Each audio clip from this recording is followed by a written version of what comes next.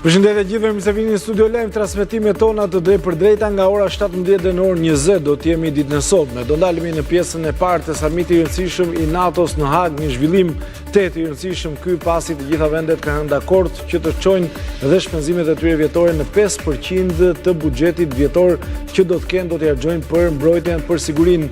Do ndalemi te kjo situatë shumë e rëndësishme, do kemi edhe lidhje të drejtë për drejta, do kemi gjithashtu dhe të ftuar, por do ndjekim atë që ka ndodhur në samitin e Hagës që kam përfunduar ditën e sotme. Kujtojmë një samit i rëndësishëm pritet të mbahet në 2027 në Shqipëri, ku do të kemi padyshim dhe prezencën e presidentit Donald Trump. Do flasim pas për situatën politike, paruar dhe çështje të tjera. Do kemi gjithashtu dhe shumë lajme të kryesore të ditës, por do ndalemi fillimisht të titujt, më pas kalojmë menjëherë te samiti i rëndësishëm i Hagës. 32 vendet anëtare të NATO-s riafirmuan angazhimin e palëkundur në mbrojtje kolektive, si përcakton Neni 5 i Traktatit të Washingtonit se një sulm ndaj njërit është një sulm ndaj të gjithëve. Shtetet zotojnë se do të investojnë 5% të produktit të brendshëm bruto deri në vitin 2035. Takimi i radhës në Turqi më pas do të jetë në Shqipëri.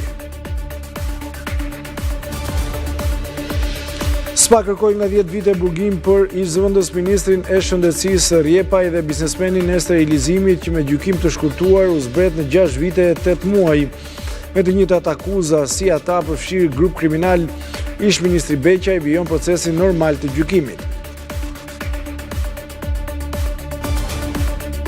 Një vendim i KAS për të quajtur të vlefshme vetëm votat e kandidatëve, kur shenjat brenda kutisë dhe asnjë shenjë tjetër, po heq shumë vota preferenciale, ndërsa për votat e subjekteve politike vlerësimi është më tolerant kur vota me shenja të ndryshme konsiderohen si të vlefshme.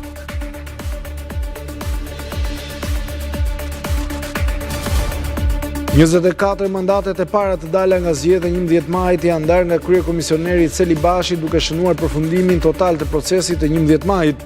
Mandatet ju janë dhënë ligjvënësve në qarqet Kukës, Lezhë, Korçë dhe Gjirokastër. Të huajt investuan 104 milion euro për prona në Shqipëri në 3 muajt e parë të këtij viti. Sipas Bankës së Shqipërisë, në total investimet e huaja ishin 362 milion euro, rritje me 2% krahasuar me vitin e kaluar.